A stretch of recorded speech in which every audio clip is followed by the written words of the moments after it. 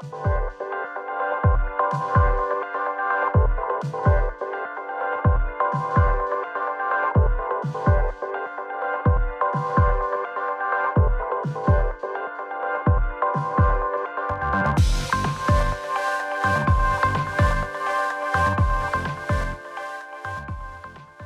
really appreciate you taking the time out to share some of your experiences and just let people who are around the world understand, some of the activities that have been going on and some of the experiences that you and your family and your colleagues and your friends have been experiencing. It's really good that the Scottish diaspora has such a strongly connected community to be able to connect with you. But I'm sad under the circumstances that we're having this conversation. So maybe we can start by just talking about you and who you are. I know that you came from Scotland. Do you want to tell us a little bit about your heritage and your connection with Scotland, and then maybe move on to what motivated you to move to the Ukraine? Yes, certainly. Thank you, Amy. So, well, as you know very well, my first few years of life were in Edinburgh and around Davison Mains, Queensferry Road. And from Edinburgh, I went to, when I was 10 years old, I moved to Helensburgh. My family moved to Helensburgh.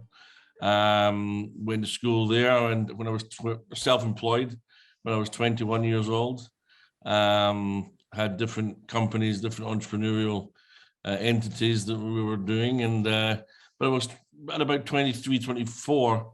I started the Berlin Wall came down in 89, and in 91 Ukraine got its independence along with a lot of other Soviet Union countries. I went with a partner of mine called Robert McNeil.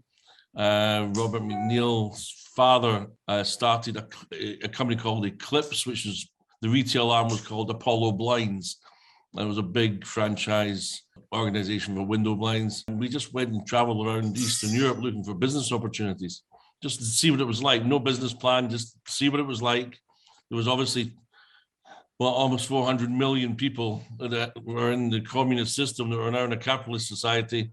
And we knew there would be business opportunities there, right? So we traveled around, Poland, Hungary, Latvia, Russia, Ukraine, Kazakhstan for 6 months, 7 months, on and off, back and forth to Scotland.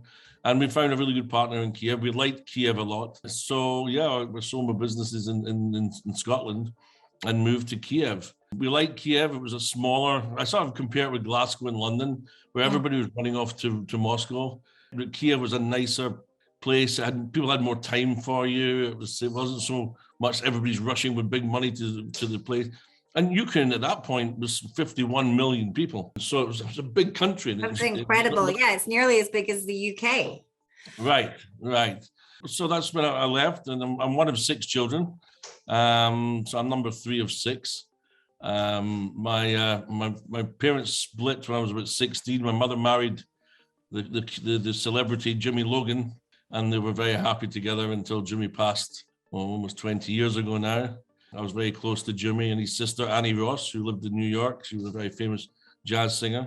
Their cousin, the nephew was Dominic Allen, who was part of the band he was part of one of the very famous pop bands and things, a big celebrity family. And so, yeah, but then when I went, so I used a lot of my Scottish just when I went to Kiev. And we opened up, I didn't open up immediately. We did a Scottish night. We didn't even do a Burns night. It was a Scottish night we did, because of course the Irish did their St. Patrick's the month or 2 before. And we said, okay, we must have something. And it was around my birthday. And I remember there was 2 other Scots guys that had our birthdays at the same time.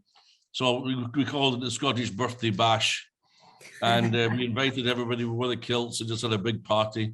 And then from that success, somebody said, we've got to do a Burns night. So we then made a Burns night. This wasn't for charity. It was very early on. It was about 95, 96. So we said, everybody throw in $100 ticket and we'll just have a party. Right? Yeah. And that's what we did. And it went very well. And I said, this was great. We must do it, for charity. And we can do this. And we can do this. So it evolved then into, a vehicle of just coming together as Scots or other friends in Ukraine and other international community to come and have a Scots night, to actually a vehicle that raised money.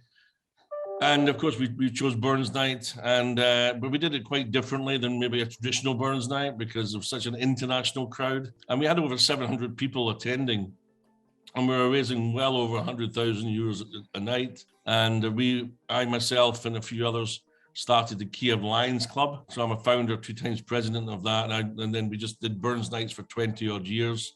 And we had people like Johnny Beattie, if you know Johnny Beattie's, and a lot of celebrities from Scotland, the Red Hot Chili Pipers, and Jimmy Logan, of course, came over for several years. And many others. That's funny. Johnny Beattie used to actually have a caravan at the caravan site that we used to go to, and my mom and dad used to hang out with him whenever he used to be at the caravan site. So that's he's an amazing guy, and I've met him obviously many times since. And unfortunately, I think he passed away. So there's been a great success. It was the biggest event that everybody looked forward to every year in Kiev. And I heard that you told me earlier that you won a Lifetime Achievement Award for inspiring the expat community in Ukraine. What was it that you did to get that? Yeah, I think it was networking. To be honest, it was networking. It was putting everybody together. It was charity events, business networking and things like this, because it's such an international crowd there that when you do events, because not only did I then, once I established the Burns Night and I took over the presidency of the club, I was then also responsible, not just as a president, but I was running all the events as well, because my company at that point we were importing food products and doing promotions and events for mostly fast-moving consumer goods and things like this. It was a big marketing company. And so I had the resources to put events together. So that's what you do. You see, well, what strengths do I have that I can bring to the club? So I started a Cossack night. So we did a Cossack night. So I wanted the equivalent of a Burns Night, but in Ukraine. So this was because the Burns Nights, of course, were in the winter, and Kiev's beautiful in the summer. And it was a shame not to use the sunshine and the open space in the summer. And so we came up with a Cossack night where you had horses running by and the Cossacks on the horses doing lots of sword tricks and knife tricks and barbecues. And, we all had our Ukrainian dress on and Cossack outfits on. And again, it raised a huge amount of money. And we had 2 major events then that the Lions Club had under their wing that helped us raise a lot of money. And of course, when you do these events, you bring people together. And it doesn't just mean that they see each other for that night. They always say, oh, we must get together about something. They'll talk about something. And they'll say, oh, this is what I do. I go cycling. I do squash. I do too. Oh, and, you build the community. And so friends become closer friends, or you build new friendships, or business gets done.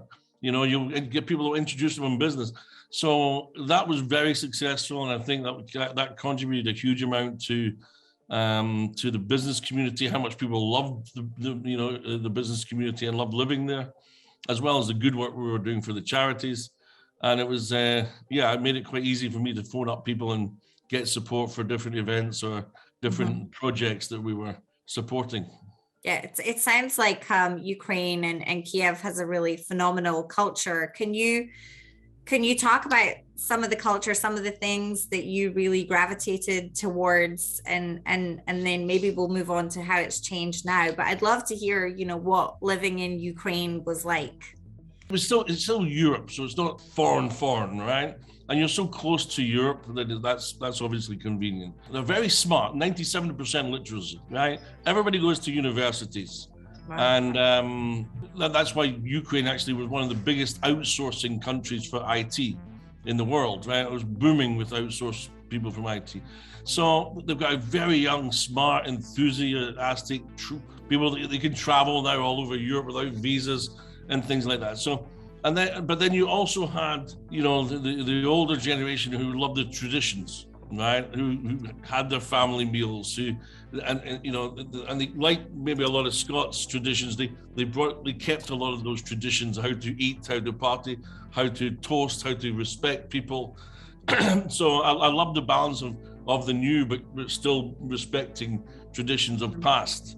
And it was such a blank canvas when, remember the Soviet Union may have collapsed in '89, but it really collapsed probably 20 years before that, or it was not bankrupt in one day, it was bankrupt over years and years and years.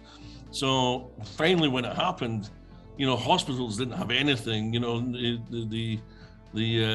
was nothing really, the roads, any infrastructure was all gone, right? People were selling anything they had just to survive. So when they had this new chance to revive themselves, it was an amazing country to be in. And every year it changed so much. And you could see it develop so much. And I think that's also one of the problems that we see Ukraine now, because Putin doesn't want that on his country. And Ukraine also, don't forget, not only have we been dealing with people like Putin over the last 8 years when he annexed Crimea and Donetsk and Lugansk regions, but he put in his own president. They put in their own pro-Russian president, and there was an orange revolution. There was the revolution of dignity. So the Ukrainians have been fighting for this freedom. And I saw in your brochure that you sent out to people, it was very much that. It was people were, as long as there's one person with a gun, they weren't going to give up. And the Declaration of our growth. Yes. Yes. That's what they're like. And they've been fighting for this freedom as they've got a very nasty, bigger neighbor next door. And for their own selfish reasons, wants to keep his power, feels threatened by Ukraine. That's probably some of the reasons why, because Ukraine was getting very successful, even through all the issues.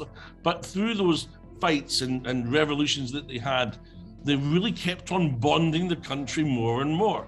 When you have 1 million people on the street at -20, and they're fighting for the Orange Revolution, for instance, to get this president out of the country. If you remember, even before that, the president was poisoned.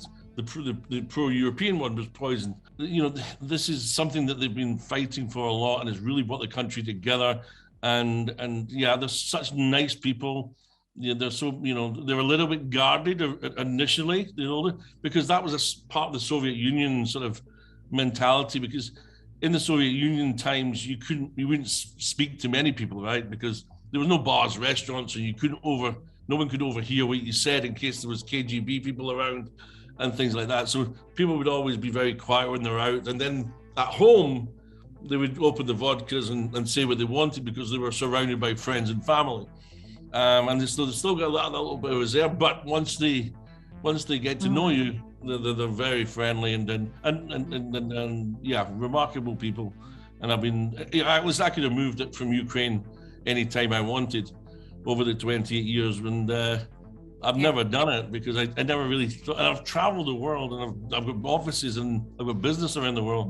I just never found something that really was better. Can you talk a little bit about the architecture? I mean, I've seen some really pretty pictures of Kiev and other cities. What is the architecture like there? Oh, the architecture is beautiful. Of course, the traditional buildings are beautiful. It got bombed a lot in World War II, and any buildings or facades of that era, before the World War, have to be kept, or there's no, and are getting modernized to look fantastic. Ukraine's a very, very old city. It's hundreds and thousands, maybe 1,000, but hundreds of years older than Moscow. And it's very religious, and that's where the Kiev Rus Empire started from, and that's why you got the Russian Rus Empire. It all started from Kiev. And so the architecture is absolutely stunning. They've got a beautiful river splitting the city in two. It's golden beaches all the way there. So you can basically walk from the city center 10 minutes and you're on a beach. And there's all different restaurants there. And so it's absolutely gorgeous. Everybody that comes always loves it. It's got some ugly parts where the World War II, after World War II, they had to just build all these apartments. The place got flattened, and the places, but they're coming down, and there's new beautiful buildings going up now. And But they've had their challenges, but they keep on moving forward, and Yeah. every year it gets more and more improved. Very hardy communities. Yeah, So and it's a beautiful city. And then you've got different parts of Ukraine. I'm just talking about Kiev there, but Odessa is famous. The Crimea was beautiful. I sat on the table where Churchill and Roosevelt and Stalin sat down in Crimea, and you've got Lviv on the west coast, and all the villages and farmlands, and it's a big country. It's bigger than France. It's got 30% of the world's black soil there. It's the breadbasket of Europe. But yeah, the architecture is very deep, to say, traditions and heritage. And that reflects in the architecture. That's very interesting to hear you talk about the size of the country and, of course, the population. I think a lot of people outside of Europe, when you're looking at a map, it just kind of looks small, and people are fascinated when they know it's got a population of 48 million people or whatever it is now. It's just amazing. It was really good to hear what life was like in Ukraine. I know that within the last 2 months things have changed very considerably, and you and your family went through a very personal journey to make the decision to leave, and to leave very quickly. Can you talk about some of the signs that you saw, to put you in this mindset of, we actually have to leave, and are we leaving for, a week? Are we leaving for good? I mean, nobody knows really, I guess, but we still ask ourselves that question. Yeah. What was your decision process to decide to leave, and what kind of signs were you seeing around you? Well, no one wanted to leave. Let's get that right. No one ever wants to leave the house and leave the friends, family, school, everything you've lived and been 28 years you've been there. So right. Yeah. Yeah, and obviously there's people that have lived there a lot longer. I was one of the oldest expats, if you like, but you got the whole Ukrainian population. So no one wanted to leave. Now, we've seen Putin put tanks and things before around borders. It happens all the time. And certainly for the 8 years past, there always was tanks and things there. And there was always a sort of ongoing tit for tat war going on in the Donbass regions. And of course, we were still trying to fight to get Ukraine back in the courts and etc. So, when he came to the border, but of course, we're not naive that how much extra that he had brought with him this time. And the American president was saying, listen, he's already deciding to go in. But that was about 3-4 days before maybe he was going in.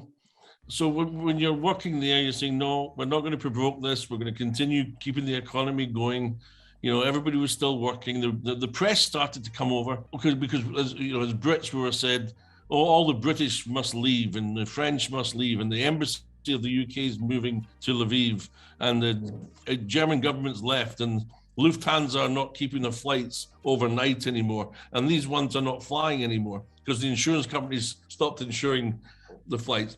So you started seeing a lot of this happen. And we were saying, well, listen, we're not just going to run away, right? I was interviewed a lot, and that's when you saw me maybe on BBC and contacted me. I was saying, we're not going to leave. We want to stay as long as we can. But every day you ask yourself the same question: should we stay? Should we go? Should we stay? Should we go? I think about even 10 days before we actually left, I spoke with my wife and I said, listen, why don't we just go out early and go for a week holiday somewhere? Just let's go and enjoy and go drive around Europe or do something like that. And she said, no, we're not going to. She didn't want to leave. When we had our mother-in-law who's been living with us, who wouldn't be well, we didn't want to leave her just in case something happened. Although we packed the car once, we said, right, we're going to go. The next morning when I woke up, my wife's downstairs sitting having a coffee, and she just said, I can't leave. Right? I'm not going to do it.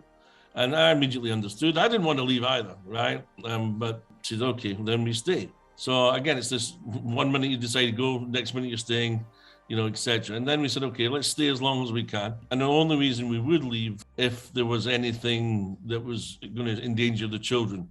We didn't want them to hear bombs or go through any, horror stories. And so that was the sort of line we drew in the sand, that if the children if there was any threat to them, then that's the moment we'd leave. As a foreigner, I wouldn't be allowed to pick up a gun anyway. There was nothing I could do.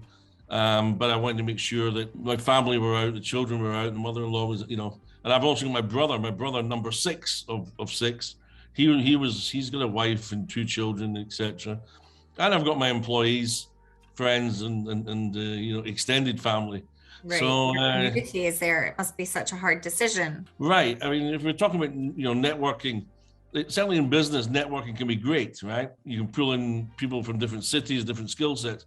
But when you're in a situation like I'm in, it almost works to your disadvantage a little bit, because you get so many beautiful, caring people write to you constantly, and you're trying to get things done, and you've got 50 another 80 messages today, and you want to write back to them, and God bless them, thank you for writing, thank you for caring, but it's just overwhelming if your network's that busy, as well as you're trying to talk to your brother, sister, many times that day. So it was quite difficult, because you can't reply to people, and the people, all my friends, we weren't contacting each other because they were in the same situation. I didn't have time to write to all my friends, and they didn't have time to write to me. And it was only like a week or two after we said, "Where are you?" Maybe they posted something, but you can't see every post that's out there. Then you started to hear that, oh yeah, well, so and so's in Warsaw, so and so's in Zagreb, or so and so's in Berlin, or because everybody just split all over the place. Now that was the foreigners, of course, and when we talk about the local Ukrainian men, they had to stay behind. Right. And they weren't allowed out of the country. But this is, we decided, I did a trial run to Lviv, right? And with my two boys, I couldn't really convince Lena, my wife, that easy, because one, I can understand, right? So mother's there, plus it's her country. She definitely she believed in her army, etc. So she was a lot more emotional about her decision maybe than I was, a bit more practical about it, albeit I'm very Ukrainian in my heart and mind. So she said, no, believe in the army. I said, listen, let me bring in the boys. So this was a way how I could get the boys, my two sons, involved with also the decision, and quite rightly so. They should be in that process. We never really talked about it for a long time with them until I brought it up. And then they said, yeah, well, that's why at school we kept on seeing people leave, because all the diplomat children were leaving. The big multinational kids were leaving. People on shotgun were leaving. So the classroom started to get smaller, and they started to say, well, why am I still here? Right? So when I spoke to the boys, and I said, there's something going on with Russia, they knew exactly, right? And when I thought I was trying to protect them, they knew exactly. They were online, they'd talked about it at school, etc. And I said, well, listen, what I want to do is I want to do a trial run to Lviv, which is usually it's 5-hour drive to this Lviv, and it's about an hour from Lviv to the border. So I went there, I got an apartment there, I put food there, I got extra fuel there, and just in case we needed to go somewhere safe, in case, because remember, Belarus were starting to get involved in this, and there started to be troops on the north of Kiev that made it very accessible, or so the Russians thought, accessible to get to Kiev. I took the boys that weekend. We left on the Saturday morning, and we stayed overnight 2 nights. And then on Monday, I said, right, and I phoned my wife. I said, do you want me to come and get you, or you could drive here and we can stay in the apartment? And Biden was also trying to reach out to Putin, and there was talk that they were going to talk on Wednesday. There was another thing that there was going to be some diplomatic talks on Thursday. And we said, well, listen, they're still talking, right? Everybody's hoping for this diplomatic solution. So I drove back another 7 hours to Kiev, and I got home late Monday night and went to work on Tuesday, went to work on Wednesday, went to work on Thursday. But during those Tuesday, Wednesday, Thursday days, we realized that the talks there was no talks. Biden was not talking to Putin. The foreign ministers were not talking to each other. In fact, it was just getting worse and worse. And I think Putin came out with his Ukraine doesn't exist, and Ukraine was made up, and Ukraine was a mistake, and Ukraine should, all this really nasty talk. And this was when Biden was saying he's already decided to go in, although people in Ukraine still thought, well, even if he is, he'll go into Donbass. He'd be crazy to try and take the whole of Ukraine. People in Kiev are still working away. I said to my guys, and I've got a partner from New Zealand, a business partner from New Zealand for over 20 years. We had a talk, and no one believed that he would take Kiev. No one. We just you can't come into Kiev. It's 4 million people, and it's 45 million people. You'll never hold Ukraine anyway, and you'll just want to take Donbass, maybe that land bridge down to Crimea. It'll be focused there, and we'll all be fine here. But on that night, and it says you didn't sleep well for the weeks before this, right? This was every night you were worried, am I going to wake up and be at the wrong side of a crisis here, and I can't get out, and the panic will start. right? Because people weren't panic buying at all. You were going to the supermarket and nobody was panic buying. It was quite surreal for maybe a lot of the journalists there who are convinced, listen, there's going to be a war here. And everybody in Ukraine is just like, it's okay. It's just Putin just saber rattling. It's not, if there is, there'll be something there. And I think, although we weren't naive to the possibility of it, if we in Ukraine ran away every time Putin came to the border, you wouldn't get anything done. And I say that to everybody listening. Imagine Scotland was surrounded by Russian fleet. And then we were told, right, all the Italians must leave, all the Indians must leave, all the Chinese must leave, all the English must leave. You can't do that. You're married to an Italian, so you can't split up families. It's not as though the Scottish woman's going to stay there and the Italian husband can leave. No, the Italian guy's going to stay. And it's like, well, why would you stay? Well, then bring your wife with you. So then what? Then you and your wife need to leave. How about your children? Well, you should bring the children. Well, how about my grandparents? How about the one that's in a nursing home? How about bring them in? So hold on, what we're getting here is everybody in the country should leave just because this guy's at a border. And that's not going to happen. And again, when we talk about the uprooted, the declaration. Yeah, the declaration thing. Then it's you're fighting for your freedom. They know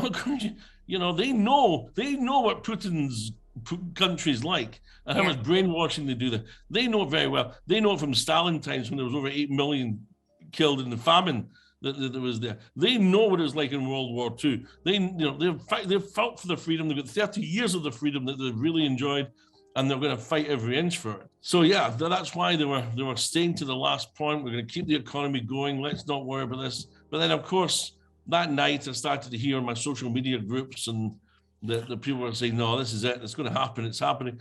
And then somebody said there was a bomb going off in Donetsk. There was a bomb going off in Kharkiv. And people were saying, that's it. It started, right? And that was the last message I remember seeing. It's on, right? And I said, right. I closed the phone and I woke up my wife and I woke up my eldest son. And I said, right, guys, we talked about this before. We've talked about, listen, we would leave if we thought you were in danger. This war's now started. We don't want to be on the wrong side of an exit here, and then we're going to leave now. And they started to think, and my son immediately went, yes, absolutely, right, let's go. And then my wife and I talked, and she was like, yeah, okay, let's do that. Let's get out now. I said, I'm convinced. And then we heard a bomb go off. Then we heard the first bang. It wasn't so close to us, but it was close enough that you could really hear it enough that you knew it wasn't a puncture of a tire. And then suddenly everybody got packed quite quickly. And although we had the car, this was a blessing. We had the car full of fuel all the time, every night. I had 2 cans of fuel in the car. We had blankets in the car because that test, the run that we did, a dummy run we learned something from that. I knew how much fuel it would take. I knew how much time, knew the roads a bit better because there was potholes in these roads. They're not, they're not German roads with autobahns. There's potholes, and a lot of people got caught out on them and had punctures in the tire. When you got a puncture in your tire and you got millions of people trying to leave, that sets you back a day. Yeah. To try and get a new tire from somewhere. The AA are not going to come out and suddenly fix your tire. So things like this and having enough food and water in the car was good for us. So when we heard that, we packed and we had to leave the dog behind. We got a big Labrador, so we left that behind. But my driver and my house cleaning lady that looks after us, they ended up staying in the house because they lived in high-rise apartment buildings, so it was safer for them to stay in my house. I also had a basement in there as well, so they managed to look after the dog, which was good. But yeah, as soon as we opened the garage door to leave, we had the second bomb go off, and that was starting to get scary because then you're thinking, holy shit, we're actually going out to roads and we're hearing bombs. I mean, luckily enough, we didn't hear any more, but we didn't know if that was going to be 1 or 100 were suddenly going to fall out of the sky and you're driving on the roads. But luckily enough, my house was on the outskirts of the city and very close to the road heading to Poland. And so I managed to get on that motorway within 5 minutes. And then I was on quite clean. But it was quite a crazy next 2 hours because people were driving panically there. Then were you had the roads busy with lots of other people making the same decisions? It wasn't so much it was busy. It was people were driving much more crazily. They were really panic driving because I imagine you just wanted to put your foot down as fast as possible, which was obviously the wrong thing to do. And if you left, a few meters in front, say like 5-10 meters in front of the next vehicle, you'd have someone hop, sort of leapfrogging in front of you, trying to, because these are only like 1 or 2 lane sort of motorways, right? If you want to call them that. Mm-hmm. So they were driving it. Now, I don't know if they were drunk. You might get people who are, imagine if you're 2 o'clock in the morning and you're having a drink, and then next thing you're hearing bombs, and next thing you're driving, with a drink inside you. And that started to make me drive a little bit more crazy, was I started to drive closer to the people in front of me, so I couldn't have these guys jumping in front. But then I realized that's exactly the wrong thing to do. So I just kept my space and let people do their thing. And I just carried on safely, at a good speed, but safely going along. And then after 2 hours, I started to see these cars sort of get off the road because they had no fuel, because they had maybe a quarter of a tank or half a tank. But then by that point, I could see what was happening. The fuel stations were getting really busy. Mm-hmm. And when people were stopping, they were filling up any container they had, so it was like 20 minutes for every car, for every stop. And so if you had 20, 40 cars behind each pump, you were in there for a couple of hours. Luckily, because we had fuel in the car, but we also had a full tank, we just carried on and managed to get, we were going to go to Lviv, and we realized, and then we heard that there was actually a bomb went off in Lviv. And we said, oh, no, okay, they're bombing every city now. Let's just head for the border. And so when we went to the border, we had about a 9-hour wait in the queue to get over the border. And finally, now, again, people had no fuel. It was getting really cold at night now. And people couldn't turn their cars on because they couldn't afford to spend the fuel. So you had children and things like this that were, just very cold, and elderly people. My brother, who got caught in the exit, there was elderly people who died of hypothermia, just in the car, and put them at the side of the road. And but you imagine, then this. So it was 9 hours for us, but I knew there was then, the next day it was already 2 days, 3 days to get through. Mm-hmm. And there was horrible photographs of people trying to exit Kiev. I don't know if you saw that. Like many people did on the news. It was like every car of Kiev trying to get out. It was just gridlock. Oh, that, yeah. And so that was, if you left, I left at 5 o'clock in the morning, but if you left at 7:30, you were stuck in it. You couldn't get out. It was too difficult. And finally, we got over the Polish border about 10, 11 o'clock at night, and found a little hotel. And yeah, that was about an 18-hour journey from that. And you just felt exhausted because you're just hearing on the news everything that's happening.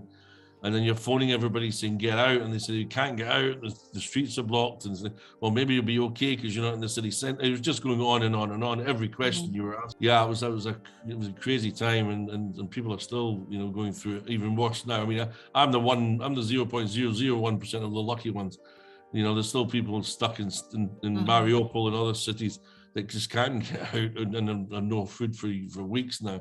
Mm-hmm. So, I was happy I got out early.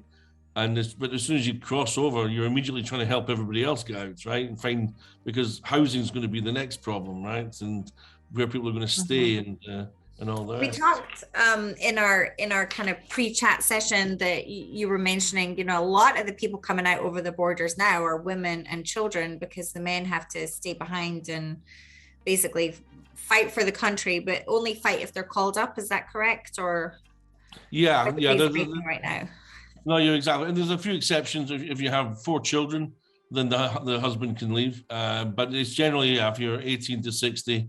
This happened about 24 hours after, I would say. So the men got out in the first 24 hours, but then they closed the border. They called martial law, and they said, right, no men can leave unless, they had some very, very special circumstances. And yes, so that's what happened. That's why, not only did people have to leave their cities and homes, but then they had to leave their husbands or brothers and fathers and daughters and sons again, and there's been stories where you know, the little daughter thought the daddy didn't want to come, and she said, "Come with us," and she started getting angry with the dad because, you know, she thought he was the one not wanting to come with her. You know, she just didn't understand. Yeah, and then, you know, so we hosted, you know, all different families here, and of course they're on the phone to their dads. Oh, look, that's my bed tonight, and the dad, you know, the woman had to leave across a border with a child, without their partner, not knowing where they're going to go, not knowing if they're going to get fed, not knowing if they're going to get housed. The money that they may have, you know, because the currency got devalued and stuff, so the purchase power was much less than it would have been. And you know, Europe's a lot more expensive than Ukraine. It doesn't last long, right? And you got, so it was, and these are intelligent people. These are people that within 24 hours before, you know, a few days before, were living a lovely life in a cafe and had jobs and had beautiful schools to go to and had a wonderful life. And now, within, you know, days, hours, they've got nothing. They've got the, you know, a rucksack and no partner and no home to go to and going God knows where. That's heartbreaking. Yeah, it's and again, they were the lucky ones in the early part. It's the ones that are really stuck that were the problem. The orphans, the elderly, the disabled, you know, the people that need care. They are the ones that are always left behind. It's truly heartbreaking to hear this firsthand from you as well. I mean, we see it in the news every day here, but just, you know, hearing it is just terrible. What kind of challenges are you anticipating for your family? I mean, you're in Poland now in temporary accommodation. How do you envision your life is going to play out over the next 6 to 12 months? Yeah, it's a good question. I think that again, one of my advantages was getting it over early. Everybody goes through the same sort of mental process almost when you get across from the border, or you know, I've got people that tried to stay 7 days and then they got out and they're shell shocked. They've got PSD. They've got, you know, they just need to get somewhere where they, you know, can rest and not think about anything else. Just trying to at least, because, you know, what happened, if you saw earlier on, just to skip a little bit, when the war started, Kiev and other cities, Ukraine banned alcohol. There was no alcohol allowed, which I think was a fantastic idea. War, alcohol, guns don't go well. However, what we've seen happen in Irpin and other towns where the Russians have been, they've just been drinking away, having a party, firing at people. That's the way that, you know, they've been managed by their army, right? And you've seen the horrific stories coming out of there. You know, it wasn't so everybody was there. They couldn't have alcohol, anything to sleep or anything. They were very scared, and food was getting tight. I was a little bit ahead of my thing because I was out the country maybe a week or 2 weeks before the masses started, because I've always said I got out very early, maybe, but there was this tsunami of refugees coming. And the pictures you saw in Kiev of the cars, not just from Kiev, but from other cities, going to come to this border very soon. There's going to be massive shortages of places to stay, etc. So, but what's happened with us is that, we stayed in a hotel for the first 5 days, 6 days. And I got to know the Radisson general manager well. We had friends in common. I know the people from different Radissons. We were together helping people who really needed places. Radisson had 30 rooms free of charge, 30 rooms at half price for refugees, and we were coordinating, helping people stay. They did a great job. And then my wife was also working with real estate agents to try and find accommodation. And so we finally found a place that was suitable for us. But everybody who's leaving doesn't want to move far. They want to stay as close to the border as possible, because everybody was wishing and does wish, oh, well, maybe we'll go back next week, right? Maybe it'll be over next week or next 2 weeks. So no one's like going far. They want to be close to their husbands, their workplaces, you know, their families, extended families, you know, grandparents. So no one wants to go far away from the border. You can go and get shelter, right? At the same time, you can't just pick and choose where you want to stay. Because we were one of the first time we could get that accommodation, and my wife was like a typical estate agent. Oh, let's look at 3 or 4 or 5. You know, a week later, people were taking apartments sight unseen. They were just, is it available? Boom, take it. Yeah. And I spoke to one of my friends who lives, I'm in Krakow just now, And he said, and he was about to move apartment. Just as the Ukraine had its problem with the refugees started coming, he said, I can't find an apartment now because I can't even look at it. He wants it long term for him, but he can't even see it because someone's taking it before he can get it. He even see it. So, and certainly that started to happen. Rent started to go up. Again, it puts the problem on the refugees because these people are wanting 1 month's rent up front. They want last month, they want a deposit, so you want 3 months rent up front before you even start, and it could be unfurnished. Of course, there's lots of people that are offering rooms and things like that. God bless, and they're doing everything they can. Lovely people, I met many. But it is temporary. You can't stay there till, if you've got a child and, if you've got two children and a mother, and they've said, listen, we've got a free room, please use the house, everything else. It sounds wonderful, and it is wonderful, and it's a blessing to have that. But really, after 2 weeks, 3 weeks, 4 weeks, can you really live in a 1-bedroom with 2 kids? Right, in somebody else's home, right? Somebody else's home, and still feel as though, because they're proud people. We're all proud. They're going to say, "Oh, and I'll just keep on drinking your wine and eating your food." They want somehow to move on. It's very difficult. How do you do that? How do you move forward? So, but in our circumstance, I've got my businesses in Poland, so I just moved my office that I had in Kiev to closer to my business and put everybody around there and made sure that they had accommodation, etc. But my wife and I made a decision mentally to say, right, for the next 12 months we're here. Okay, then at least that would allow us to be able to move forward, because if you're treading water, going, maybe tomorrow we'll go back, maybe next week we'll go back, or let's just stay another 4 days and let's see, and you just always see. You can't do anything. Mentally, it's very difficult to do that. So he said, okay, we know we need to get the schools done. We're going to stay there. And listen, if everything goes brilliant and we can move back in 2 months, that's great. Then we'll do that. But mentally, we're going to say, no, 12 months we're going to commit, and we're going to put the skills in this school, and then we're going to be able to live here. And this is what, and at least then you can mentally build. But again, we're one of the more luckier ones. And that's what we said with our staff also.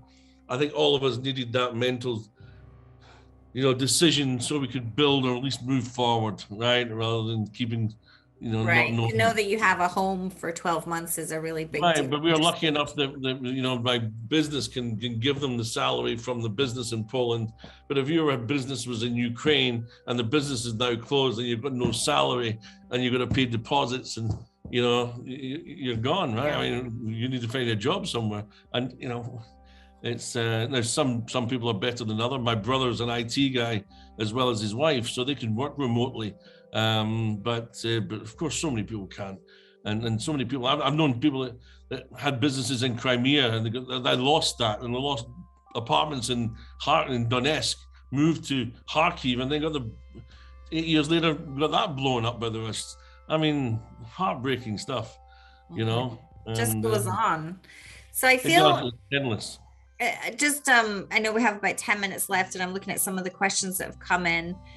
There's a sense here some of the viewers would like to understand, what is Putin's obsession with Ukraine? Do we know? And do you have any idea as to how this might end? I mean, obviously we all know that Putin just wants to conquer Ukraine. I personally feel that if he does that and he succeeds at that, that's the beginning of the rest of his game, which is probably an end on in Europe. What is your take on his obsession and how this might end? Well, yeah, I would like to say it's not just started here. I mean, it started already many years ago when he took Crimea, or when he went to Georgia, even before that. So he's been testing the waters a lot here for many, many years. What's NATO going to do? How's Europe going to react if I cause this in Georgia? And then how about Moldova? And then how about Crimea if I did this? So he's been pushing. So this is a pattern already. Okay, this is not a starting point where we are. This is the progression of many, many years of doing what he wants, is to bring back the Soviet Union, right? And his sphere of influence, and have all these countries report into him, right? The Tsar mentality, right? And Ukraine is very important strategically for him, both geographically, but also, for food and for energy. It's a very strategic for him. Mhm. But he won't stop there. He'll go into Moldova, he'll go to Georgia, he'll go into Kazakhstan, he'll go into Belarus for sure, right? Mhm. So this is definitely no. So this is why it's so important. So what does he want? He wants much more than Ukraine. That's for sure. And he got away with Crimea, and he got away with Georgia, and he's got away with Moldova. And so he's just going to carry on until someone gives him a real bloody nose, right? And that's it. And that's how you stop him. And how's it going to end? Only if someone takes out Putin, he's removed from power, or the Russians go away, because Ukraine's been supplied so many weapons that it can actually defend itself. And there's enough people there that want to pick up guns, that want to do, but there's not enough ammunition there. That's what I'm saying. So there's millions and millions of people who want to fight, are happy to fight for the country, but they don't have the weapons yet. So on that note, do you feel that Europe and NATO are doing enough to support Ukraine? No, definitely not. I think, I'm not going to be a political guy, but I think what the president of Ukraine is saying is absolutely correct. And we've got to listen to this guy. This guy's on the ground. He knows how much weapons he's got.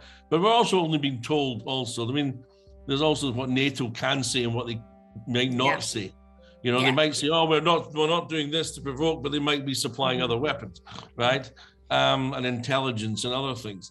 So let's maybe, I think the West know how important it is that Russia don't win this war, and that Ukraine is preserved, that they will do anything they can do, whether it will be silently or announcing that. But NATO's very scared of escalating this, but Putin also will not go and fight NATO, right? And I think this whole nuclear thing is not going to happen. It's not worth thinking about. So on a lighter note, what are you planning to do this weekend? There's a little concert just up the road. There's a Ukrainian violinist who's doing a concert. So we're going to support her, and just up the road, we're going for a barbecue at one of my friend's house on Sunday. We're all, from Ukraine. So whoever's in the region, we're getting together on Sundays. In Poland, everything's closed on Sunday. So, you go to church and you walk the parks and you have a coffee or a glass of wine on the square, which is beautiful, or barbecue. And I like that. When I first heard about it, I was like, I like things being open on Sunday. You get lots of things done. But actually, you plan it a lot better. Saturday, you do your shopping, you do everything you do, and Sundays are much more family, relaxed, friendly, and everybody's available, right? Because everybody's in the same boat. So we're doing that on Sunday, is getting together on that. I've got a lot of friends that pass by, of course, every week, because when they know where you are, they're transiting themselves, or they're going back into Ukraine to get stuff that they didn't bring the first time. So they've got maybe drivers or managers who are driving their cars to the border and filling it up with the clothes and other stuff, and then coming back into Poland, and then coming to seeing me. And there's all different people passing through all the time, so it never gets boring. Have you been able to connect with any other Scots while you're over there as well? Yeah, definitely. There's this head Scots guy, and is David McGeer. He's an ex-policeman, and he contacted me as soon as I arrived over, and he heard. And he's in charge of the whole Krakow expat website.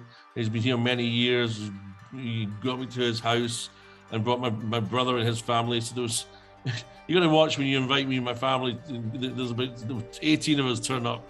But yeah, we did some pizza and wine, and we had a very nice night. And it was, I've kept in contact with him. And there's other Scots that we've connected with that are actually living in Kharkiv. So yes, we sort of find each other quite quickly if we're in the same part of town, or the same town. So yeah, he's been very helpful. What would be a meaningful way for people in America to support, people on the ground? I know you're there and you seem quite established now, but what about people, who are really suffering? How can we help them in a meaningful way? What would be your recommendation? Well, what we've done myself with the Lions Club is we've used my warehouse for all regional European Lions Club. We did say we don't want money, we wanted to send trucks, and we gave them a list of all the medical equipment and other stuff that we wanted. We don't want 10,000 jumpers of XXXX, we specifically want what these regions are looking for. And that's been wonderful. We use that as a hub to get things to Poland, and then the Ukrainian guys have then sending the trucks within 24 hours. It's then in Ukraine getting distributed. Now, of course, in the States and other places, I get it. It's not so easy. Listen, money's the best thing. It really is. But I understand that we all got trust issues with sending money. But there is good organizations if you look properly. Some people don't like the bigger organizations because money gets trapped there for maybe too long. There is other organizations where the money gets spent much quicker, right? And everybody, I've done that for several friends. I'm not offering it here today, but they said, "Oh, I want to support the pets," and I had a little cake shop, and I've raised €2,000, and I said, right, I went out to the shop with my boys. We went to the pet shop, bought €2,000 with the guys who were doing the distribution. So they bought exactly what people were asking for, and then we gave it to 2 organizations, and they then distributed between train stations and the city. But I wouldn't mention one, but there are good ones, and if you find a family, find someone that you can sponsor, that goes a long way, because there's only so much clothes people can wear. They need to feed their children. They need to get money to travel. They need they can't just live on handouts all the time. Although people will be working, they want to work, but as I said, there's only so much. But inside Ukraine, there's still 8, 9, 10 million being in the cities who have no food, and so there's so much need for food products even to be in there. So it's not just about the refugees. Refugees who come out are getting looked after, give or take. It's the ones who are in the countries also that are really suffering, right? And so there's just such a need for so much. And it's also about what you can do, where your contacts are. Maybe if you're part of a Rotary or club, or you're part of a Lions club, get in contact with the Warsaw Polish Lions and say, we've raised some money, and give it to these guys. Right. The closer you are to the conflict, the better you'll spend the money, right, on where the needs are, right? And so do something like that, or go to the Rotaries. These guys are trustworthy, and they'll get it very quickly, and they'll spend it in the right way. That's great. Well, Stuart, it has been really wonderful to chat with you this evening. Let's stay in contact. We wish you all the very best for a safe, happy future.